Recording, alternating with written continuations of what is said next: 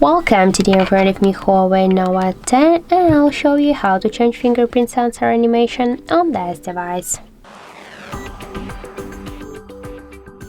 So first let's open the settings application and then scroll down to the biometrics and password settings. Then tap here to fingerprint ID, draw your pattern or enter the password PIN code.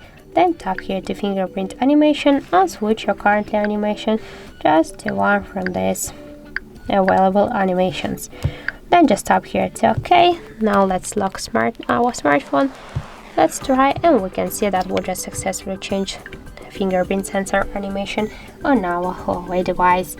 So that's it. Thank you for watching, and if you find this video helpful, don't forget to leave a like, comment and to subscribe our channel.